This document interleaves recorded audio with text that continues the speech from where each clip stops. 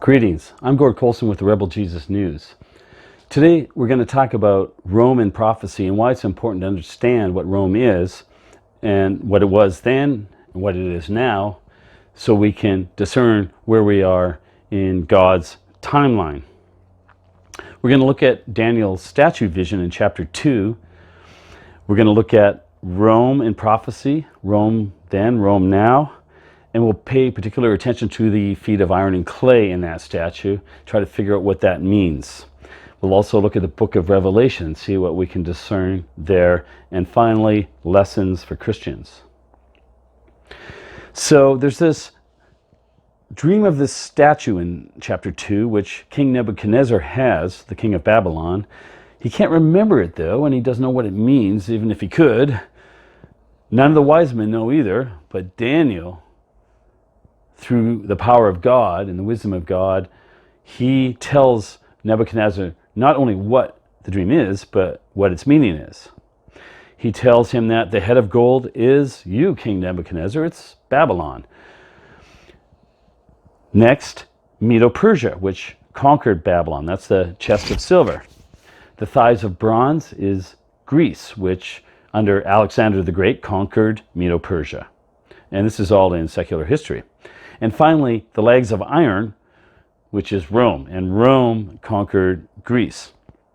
There was two halves of the empire. There was a Western Empire and an Eastern Empire. And perhaps that's what is meant by the two legs, the Western Empire and the Eastern Empire. And finally, the feet of iron and clay, which I think is church-state rule, which happens from the destruction of Rome by the northern tribes in the 5th century down to our day. Then there was this rock which is cut out of a mountain. It's hurled at the feet of iron and clay and pulverizes the entire statue. So this is the rock, Christ the rock, the kingdom of God, the king of the kingdom of God is the one that is instrumental in destroying this statue and implementing his kingdom. And as it says in Daniel, this rock grows to encompass the whole world. And that's the future vision, Revelation 21 and many other places, of this restored paradise on earth ruled by Christ. So what about the feet of iron and clay? What does this mean? Well, let's read Daniel 2:42-44. As the toes of the feet were part of iron and part of clay, so the kingdom shall be partly strong and partly broken. Whereas you saw the iron mixed with miry clay, they shall mingle themselves with the seed of men, but they shall not cling to one another, even as iron does not mingle with clay. In the days of those kings shall the God of heaven set up a kingdom which shall never be destroyed, nor shall its sovereignty be left to another people. But it shall break in pieces and consume all these kingdoms, and it shall stand forever. God's kingdom will triumph, as we see in Revelation, the last couple of chapters. And it will put an end to all these other kingdoms. Now, what does this mean? They shall mingle themselves with the seed of men, but they shall not cling to one another, even as iron does not mingle with clay. They shall mingle themselves with the seed of men. This sounds to me like an unclean sexual reference. Often, unclean sexual relationships are used to symbolize unclean spiritual relationships. So, for example, when Yahweh, he figuratively marries Israel, he becomes its lover, its protector, its caregiver.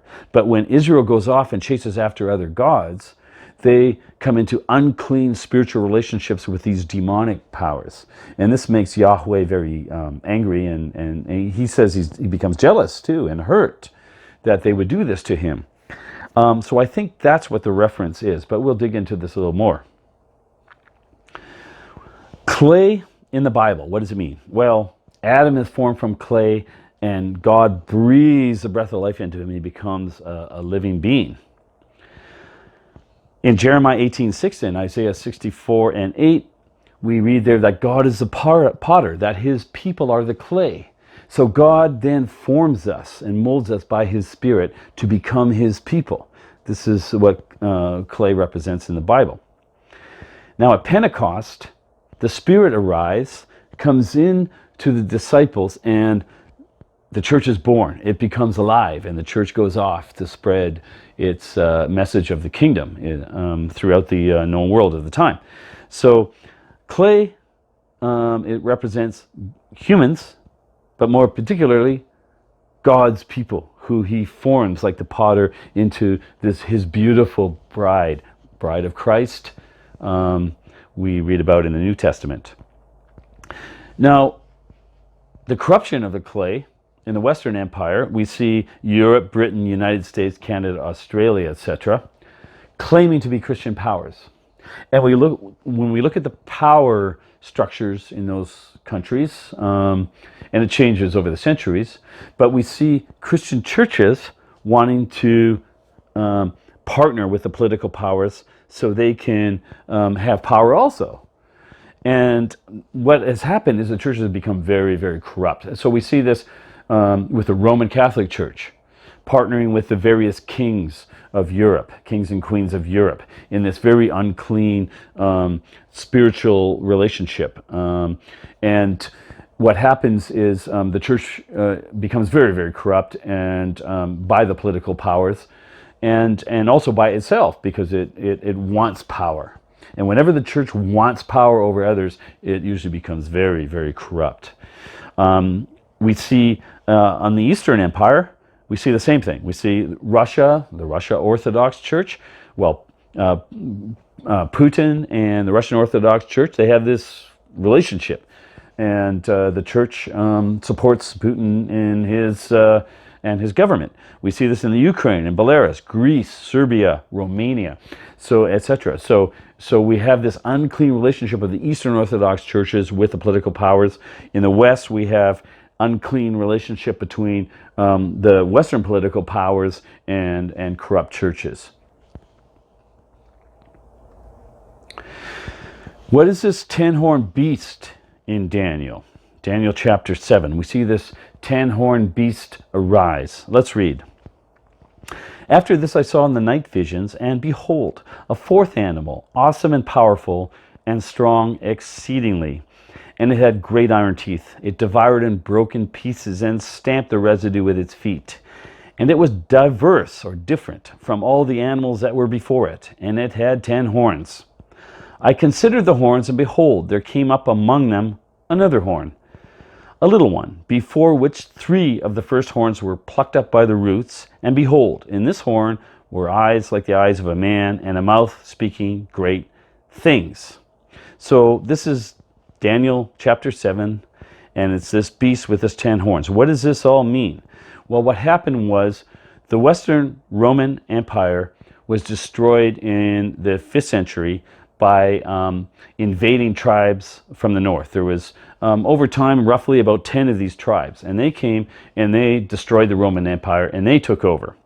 And so horns are constituent powers. They're constituent powers of a greater power. So 10 horns means there was 10 of these constituent powers that made up the Roman power at that time. So that's what happened historically. But then one comes up and knocks 3 of these horns out. Well, what happened? The Roman Catholic Church, when the Roman Empire was destroyed, kept all the libraries and intellectual tools needed to run an empire in its possession.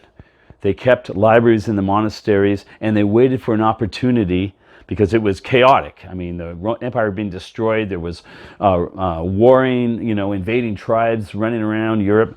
It was chaotic. It was a mess. And so they just did their time, and when the time was right, they came out and they started organizing and structuring society, and they had all the intellectual power and education to do it.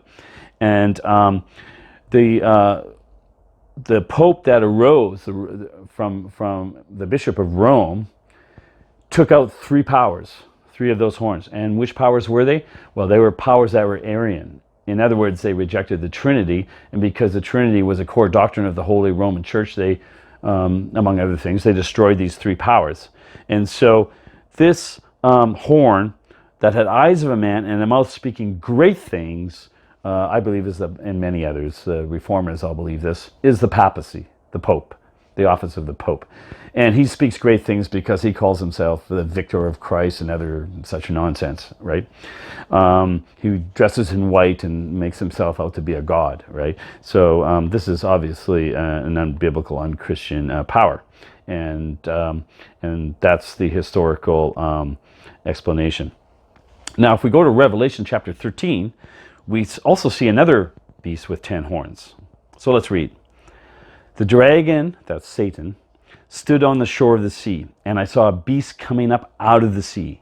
It had 10 horns and 7 heads, with 10 crowns on its horns, and on each head a blasphemous name. The dragon gave the beast his power and his throne and great authority.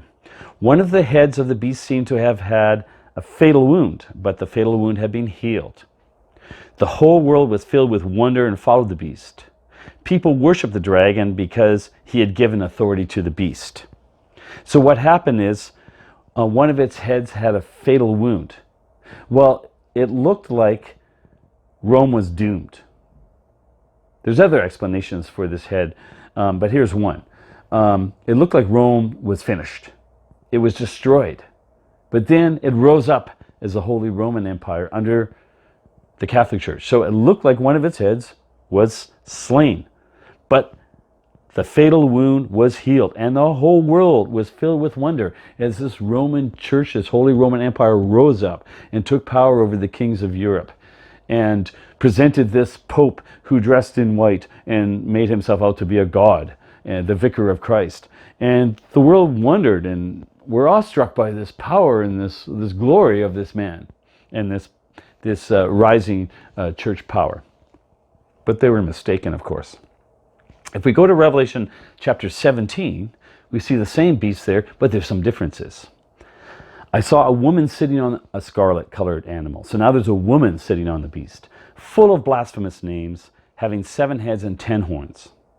The woman was dressed in purple and scarlet, and decked with gold and precious stones and pearls, having in her hand a golden cup full of abominations and the impurities of the sexual immorality of the earth. And so again, unclean sexual references, which we see, I believe, in the feet of the statue, the mingling of the seed of men between the iron and the clay, and we see it here. Having in her hand a golden cup full of abominations and impurities of the sexual immorality of the earth. So there is sexual immorality. I mean, we see the Roman Catholic Church embroiled in all kinds of sexual abuse scandals and so forth. But I think the deeper meaning of this means spiritual immorality, spiritual corruption. And so when Israel went off after demon gods, this was considered a spiritual, sexual sin against God. And the same thing would apply here. Now notice she's called Mystery Babylon the Great. She has written on her forehead, Mystery Babylon the Great, the mother of the prostitutes and the abominations of the earth. Notice she's the mother of prostitutes. So this is the Roman Church, but she's the mother of prostitutes. So she produces offspring. Well, what do we mean by that? Well, these are other churches. So out of her comes the Anglican Church. This is probably the first one, so the first large one. So it becomes a state church. King Henry didn't like being told what to do by the Pope, so he said, you know what, you can leave, I'm going to create my own church. And he created the Anglican Church, which was an image of the Roman Church, the image of the beast. And we'll get into that more in future videos. And that church was just as wicked as the Roman Catholic Church. It burned people at the stake that didn't burn Christians at the stake that didn't agree with its doctrines, or that would not acknowledge its power and authority, because the Anglican Church was right in bed with the political powers in that unclean relationship, and anyone that challenged that power was seen as a threat to its power and had to be eliminated. We also see in Geneva, we see Calvin's church, and he burned Michael Servetus at the stake, and persecuted other Christians that didn't follow his rule. And there's many other cases of Protestant churches also being just as cruel and domineering as the Roman Catholic Church. The woman was drunk with the blood of the saints, and with the blood of the martyrs, because the Roman Church and her offspring were engaged in persecution and the killing of other Christians. This is all historical. You can look it up. So Rome then and Rome now. The 10-horned beast in Daniel 7 is Rome. The 10-horned beast in Revelation 13 is the Holy Roman Empire, where the Roman Catholic Church ruled in the Middle Ages.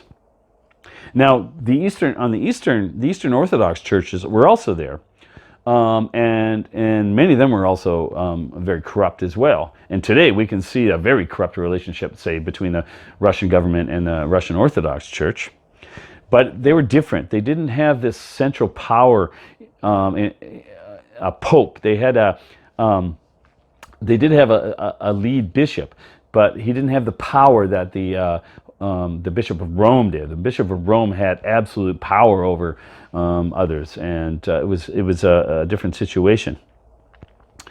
The 10-horned beast in Revelation 17 is the Western republics after the French Revolution.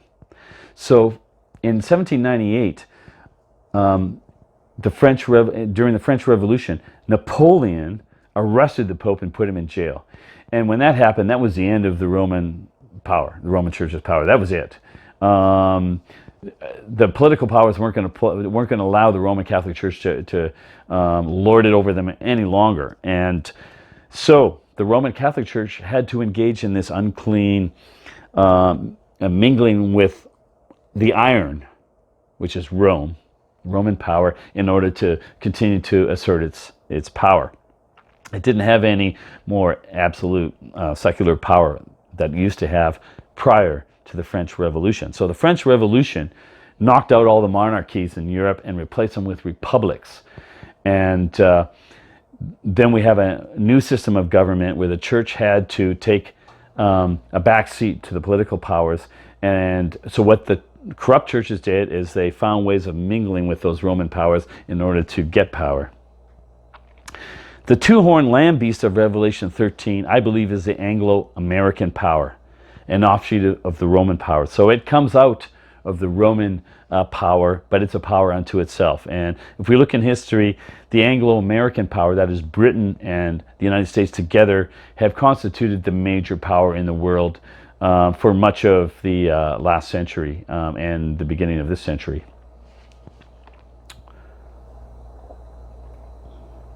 So the lessons for Christians: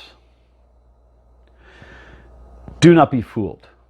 The political powers of the world are, with few exceptions, controlled by satanic forces. 2 Corinthians 4:4, Satan is the god of this world.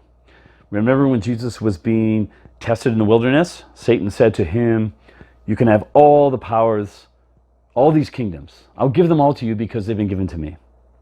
And I can do what I want with them. I'll give them to you if you do one act of worship to me." Because he knew Jesus was going to rule the world at some point. We see this at the end of the Bible in Revelation 20 and 21. Jesus returns to the earth, restores paradise, rules. His kingdom encompasses the entire earth. Satan knows this is coming, and he's saying to Jesus, "I'll give you a shortcut. I'll give it to you right now. Why go through all this suffering unnecessarily? Just do one act of worship." Well, Jesus saw through that and wouldn't accept that, of course. Christians that have united with political powers in rulership almost always become corrupt. They have the mark of the beast, in my opinion. Why? In Revelation 13, 16, and 17, those who worship the beast receive a mark in their hand and on their forehead. What this means is they have willingly become a slave to the political powers. They have willingly become a slave to Caesar. Now, you can either become a slave to Caesar or a slave to Jesus. You cannot be both. So those that have become slave to Caesar, when Caesar says, "I want to go into this country and steal their oil, and I want you to go in and get it," and Christians bear their arms and are told that they're fighting for freedom and democracy or some other nonsense. They go in there, they are slaves of the beast. They have the mark of the beast. Christians that support their political government, even though it's obvious that that government is obscenely unchristian, have the mark of the beast. They are a slave to Caesar, not a slave to Christ. That's what the mark of the beast is, brothers and sisters. It is not some future chip that's going to be implanted in our forehead, or somebody with a Romanian accent that's going to take over the United Nations. This is futuristic nonsense, and we'll get into more of that. But the mark of the beast is just simply, you have willingly decided to become a slave of the political power, a slave of Caesar, which means you cannot be a slave of Christ. So we need to be very, very careful in our understanding and in our interaction with political powers. There's no such thing as a Christian country. There is no such thing as a Christian country. Jesus said, "My kingdom is no part of this world." Countries either in the West or in the East that claim to be Christian countries are mistaken. They're deluded. There's no such thing. God's kingdom is something that's beyond and separate from this world. Now, there's always exceptions to corrupt political leadership. If we look at England under William Wilberforce and his merry band of Anabaptist-styled Christians, they spent much of their lives, William Wilberforce, all his life, all his adult life, fighting slavery and got it made illegal. But they had withdrawn from the state church, the Anglican church, and they were Christians, but they had withdrawn from the Anglican church because they saw it as this corrupt institution that tolerated slavery. And they had their own little church that they went to, and they took their Christian commitment and they took it to the max and got slavery made illegal. So there are exceptions, but those exceptions are few and far between. We always have to be very careful when we interact with political powers, or if we have a desire to go into political office, or if we think that we can partner with political powers to do some good in the Christian sphere. We have to be very, very careful, because almost every single case, the political powers corrupt the Christian powers. The Christian powers don't make the political powers into good and righteous entities. It's always the other way around, almost always. We are living in a time when these powers will be destroyed. That rock is going to be cut out of the mountain and thrown at the foot of the statue, and the statue, which represents all these sequence of powers, is going to be pulverized. And then that rock is going to grow to encompass the entire earth. So that's what's coming. So we need to stay close to Christ and obey him. Not our Caesar. We're not slaves to Caesar. We're slaves to Jesus. And that's where we have to keep our focus. Now, we still respect our Caesar. We pay taxes and obey the laws of the land, where they don't conflict with our faith. But we're not slaves to Caesar. We're slaves to Jesus. And we have to keep that in mind, brothers and sisters. So thank you very much for listening to this video. If you liked it, subscribe, hit the like button, and check back, and we'll hopefully have another video for you in another week or two. And we'll expand a lot more on these prophetic ideas. We just sort of scratched the surface here. But the main idea here in this one is that Rome still exists today. Rome is the major powers that are opposed to Christ, and Rome is not a Christian power, it's a satanic power. And so we have to be very, very careful in our interactions with it. So thank you very much. Again, I'm Gord Colson with Rebel Jesus News, and God bless.